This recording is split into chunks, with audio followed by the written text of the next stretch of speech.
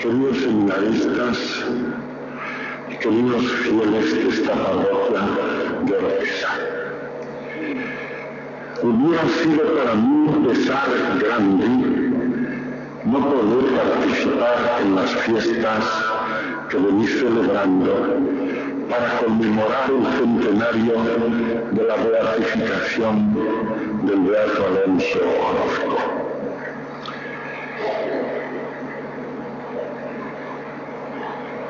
Yo muchas veces he venerado sus restos en Valladolid, en el colegio de los padres agustinos filipinos, donde descansaron hasta hace pocos años, en que fueron trasladados a Madrid. De seminarista, durante los años en que lo fui, en aquella ciudad, y más tarde de sacerdote,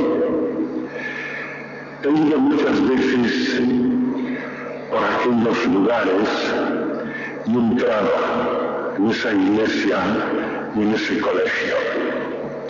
Me honraba con la amistad de algunos padres agustinos. Este acontecimiento que estamos conmemorando, el 4º centenario de la muerte de Santa Teresa de Jesús. Porque no podemos olvidar que la ocasión inmediata de la venida del Santo Padre a España es esta. Hubiera venido, por supuesto, como ha ido a tantos otros países de Europa, de América, de África, etc. Pero de hecho las cosas son así. Lo que ha movido a la determinación tomada en su día por el Santo Padre y ha hecho que su visita se produzca en unas fechas determinadas es el conmemorar este centenario de Santa Teresa. Viene a la clausura, como hubiera venido a la apertura de no haber sido por el atentado terrible que sufrió. Y ahora, cuando llegue, cuando vaya a Ávila, y allí estemos todos con él, y se dirija a todo el pueblo de España nuevamente, una vez más oiremos alabanzas que brotan de la Iglesia de la tierra como un eco de las que pueden brotar de la Iglesia del cielo, en honor de Santa Teresa de Jesús. Maravillosa mujer santa. Creo que no ha habido un lugar de España en este año en que no se haya hablado de Santa Teresa. Creo que no lo habrá habido. Ningún lugar apreciable por el número de habitantes y por los cultos religiosos que en él se realicen a lo largo del año. Se puede decir, pues, que Santa Teresa, a lo largo de todo este año, ha estado conviviendo con nosotros. Y no con tanta intensidad, como es lógico suponer, pero sí con manifestaciones extraordinariamente intensas en el resto del mundo. Donde hay Iglesia católica, hay veneración en honor de Santa Teresa de Jesús. A mí me llama la atención profundamente la oración litúrgica que hemos rezado y que está aprobada por la Iglesia. Esta oración de la misa en honor de Santa Teresa. Oh Dios, que suscitaste a Santa Teresa de Jesús para enseñar a tu Iglesia el camino de la perfección.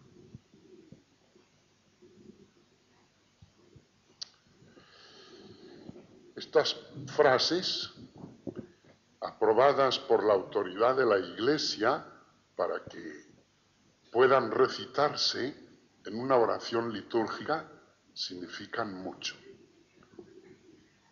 Dudo que se digan de otros santos con la facilidad connatural con que han sido escritas aquí.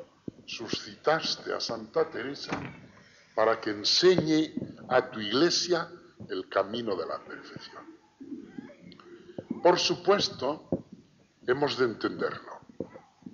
Todo santo, si enseña este camino, lo enseña subsidiariamente. Es simplemente como un maestro que repite la lección del maestro divino. En ese sentido hay que entenderlo. El único que enseña a los cristianos el camino para ser perfectos es Jesucristo. Es el Evangelio. Pero Él es el que quiere valerse de discípulos suyos, marcados especialmente con un carisma que su espíritu, el Espíritu del Señor, el Espíritu Santo, les envió para cumplir una misión determinada. Y Santa Teresa ha cumplido esta. No solo por el libro que escribió con ese título, Camino de Perfección, sino por todo lo que hizo y dijo. Santa Teresa es un prodigio. Yo comentaba ahora, un momento antes de entrar en la capilla, cuando he saludado a la comunidad, al decirles, ustedes este año habrán leído mucho las obras de Santa Teresa, como es natural. Y me decían, sí, padre, todo el año. Las leemos siempre, pero este año más. Y otros libros que se han escrito sobre ella. Y les he dicho, ¿y se cansan alguna vez de leerlas? Nunca. Nunca. Y esto que les pasa a las monjas de esta comunidad sucede igualmente a toda persona de vida espiritual un poco ordenada y que trate de seguir por caminos de acercamiento a Dios. Los sacerdotes, los religiosos y religiosas, las personas de vida consagrada y los fieles cristianos que procuran vivir una vida de unión con Dios en la observancia de los mandamientos y de la fidelidad evangélica, encontrarán una delicia insustituible en la lectura de las obras de Santa Teresa, porque no son palabras. Allí está escrita un alma, es un alma lo que está escrito allí, es una vida. No solo en el libro de su vida, que escribió porque se lo ordenaron, ni solo en el libro de las fundaciones, en todo, en las moradas, en el camino de perfección, en las exclamaciones, cuentas de conciencia, en las cartas. Allí no es una letra lo que va dibujándose, es un alma la que vibra, un alma enamorada de Dios, un alma riquísima. Se perciben todas las cualidades de una mujer insigne, con una espléndida feminidad, con un encanto y una gracia singularísimas, y con una decisión tomada un día para siempre, de entregarse al Señor, para hacer lo más perfecto, que eso es lo que aquella pobre mujer, como se vio mujer y pobre y ruin, decidió hacer al ver cómo la Iglesia sufría. Lo más perfecto. Eso es lo que se ve en Santa Teresa. Y por eso tiene esta fuerza. Y por eso Dios la suscitó como instrumento de Cristo para enseñar a la Iglesia, haciéndose eco de la fundamental enseñanza del Señor, el camino de la perfección. Segundo, ¿qué hizo Santa Teresa? Oh, hermanos, esto es imposible de resumir en pocas palabras. Forzosamente tengo que referirme a su labor fundamental. Reformó la Orden del Carmelo, pero hizo que otras muchas órdenes y congregaciones religiosas y grupos de vida católica se reformaran también para conseguir una mayor conformidad con el Evangelio y con lo que Cristo pide a los que quieren seguirle. De manera que la eficacia de su reforma fue extraordinaria y se extendió hasta donde menos podía sospechar ella. Y dura así. Han pasado 4 siglos y sigue siendo actual. Y hoy miran a ella lo mismo católicos que protestantes, que hombres y mujeres de las religiones orientales que no conocen a Cristo, pero que están ávidos de lo absoluto de Dios. Lo ven en Santa Teresa. Y se fijan en ella y en la obra que hizo. De aquellos grandes monasterios como el de la Encarnación, que todavía existe en Ávila, de donde ella salió, pasa a conventos pequeños, comunidades reducidas, vida muy pobre, que puedan tratarse bien entre sí las monjas como hermanas. Una comunidad en la que ordenadamente pueda hacerse lo que la vida comunitaria exige. Ni muy pocas, ni muchas, que impiden ya el ejercicio de esa fraterna caridad que debe ser como la manifestación práctica de la unión con Dios en que han de vivir. Y emulación santa de unas con otras para hacer lo más perfecto posible. Uno lee el libro de las fundaciones y todo lo que se ha ido escribiendo sobre ella y sobre los caminos que recorrió y las visitas a una ciudad y a otra, y ve las monjas que iba dejando en un sitio y en otro, y las cartas que les escribe y las visitas que de nuevo les hace, etc.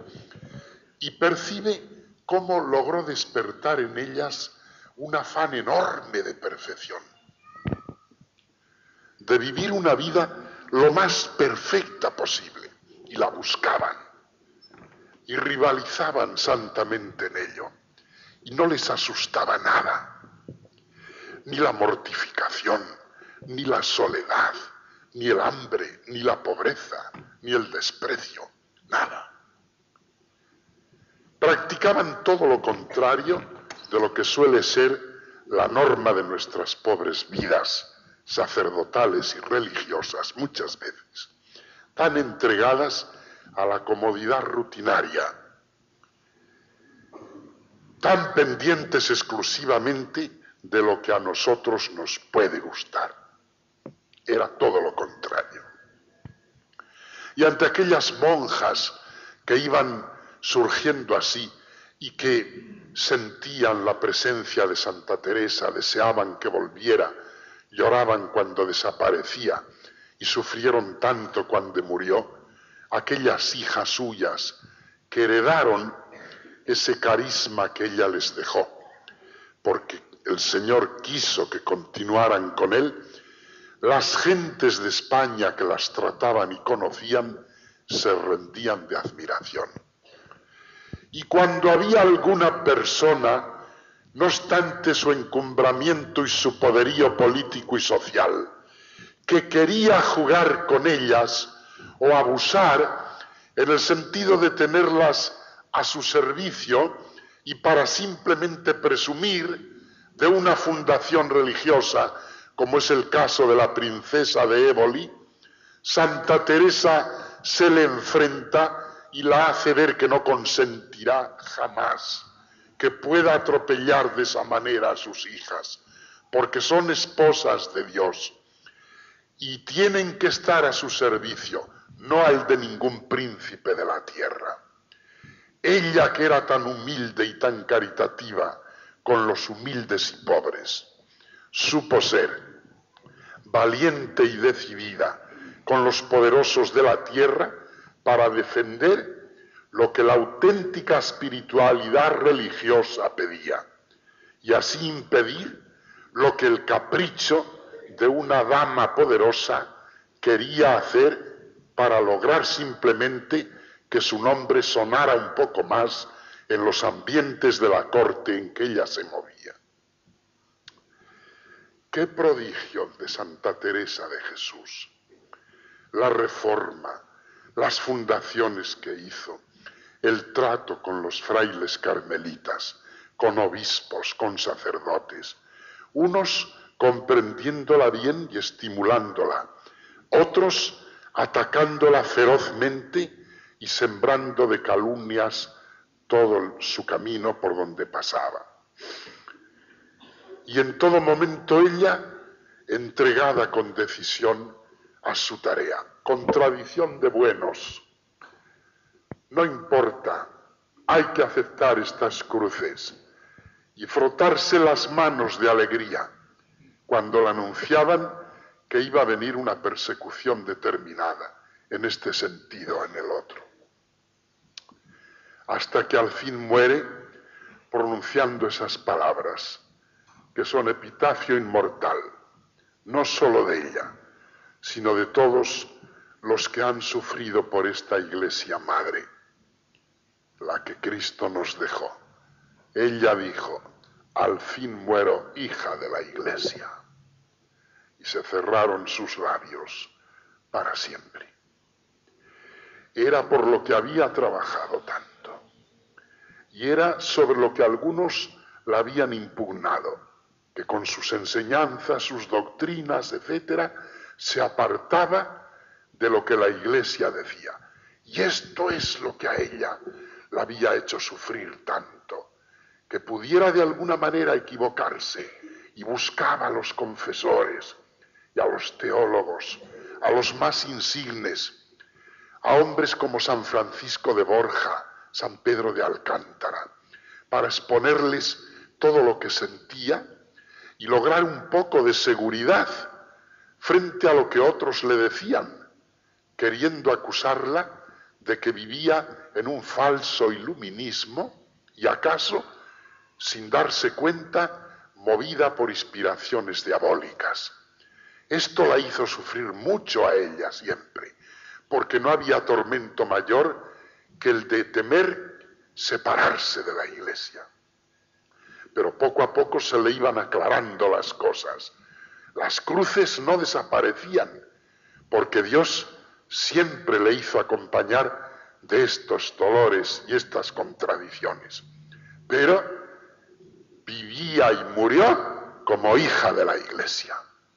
Esta es la frase más espléndida, con tantas espléndidas como ella escribió en sus libros, pero dudo que pueda haber otra tan grande como esta, porque lo resume todo. Dentro de la Iglesia encuentro a Cristo, con Cristo encuentro a Dios, en Dios encuentro el amor, la verdad y la vida inmortal. Y por eso muero tranquila y feliz. Dadme un palmo de tierra, aquí, en Alba de Tormes. No hay necesidad ninguna de que lleven mi cuerpo a Ávila, a donde ahora me dirigía cuando venía para acá. Queridas religiosas carmelitas de Talavera, he tenido particular interés en venir a clausurar la novena aquí, en vuestro convento. Podía haberlo hecho en Toledo, o en otro cualquiera de los Carmelos que tenemos en nuestra diócesis, o en Madrid, a donde me habían invitado. Pero he dicho, no, debo ir a Talavera. Este convento, fundado unos pocos años más tarde de la muerte de Santa Teresa. Aquí hay una comunidad fiel. Aquí se quiere vivir ese espíritu también de la Santa Madre. Aquí hay un pueblo sano y creyente. Aquí hay unos sacerdotes y religiosos que se glorían de poder dar culto a esta santa grande de la Iglesia de Dios. Y saben ellos que con todas las reformas que hoy se hagan, etcétera, o entramos por este camino, el que ella señaló, o las reformas serán estériles. Y por eso he venido, para daros ánimos, para daros mi bendición, para daros también la prueba de mi identificación espiritual y de mi alegría por estar con vosotras celebrando esta fiesta jubilar tan extraordinaria. Y me uno a vuestras oraciones y ruego a todos los fieles aquí presentes que se unan también con las nuestras para pedir al Señor, por intercesión de la Santa Madre, que ahora y después y pronto, con ocasión de la visita del Santo Padre a España, desciendan sobre esta patria nuestra muchas gracias del cielo, para que sigamos manteniendo el sentido católico de la vida, para que en los hogares, en las familias, se rece y se vuelvan a leer libros piadosos, y la madre y el padre con sus hijos a una hora determinada, por lo menos una vez a la semana, cojan un libro santo y recen un poco del rosario o lean una página del Evangelio y hagan de su hogar como un pequeño convento, una pequeña iglesia doméstica, que vuelva a sentirse la vibración del sentimiento católico, no para atacar a nadie, ni para ponernos a luchar contra nada ni contra nadie, simplemente para defender nuestra vida cristiana, fortaleciéndola con los alimentos que existen para poder mantenerla dignamente. Son esos. Es la Eucaristía que ella tanto amaba. Es la liturgia. Y decía ella que estaría dispuesta a todos los sacrificios antes de quebrantar cualquier ceremonia de la Iglesia. Es el amor a la Virgen María. Es la devoción al Vicario de Cristo. Es la familiaridad tierna con los santos, precisamente como demostración de que creemos que son hermanos nuestros y que interceden por nosotros. Es la aceptación de la cruz cuando llega esa cruz. Todo esto tenemos que vivirlo. Y yo os pido que en la oración que ahora hacemos juntos en la Santa Misa, roguemos al Señor con esa intención, y para que descienda sobre España, vuelvo a decir, la gracia de Dios que permita mantener este alto sentido de orientación de nuestra vida cristiana católica en honor de Dios nuestro Señor, en servicio de su Iglesia y para edificación de nuestros hermanos. Así sea.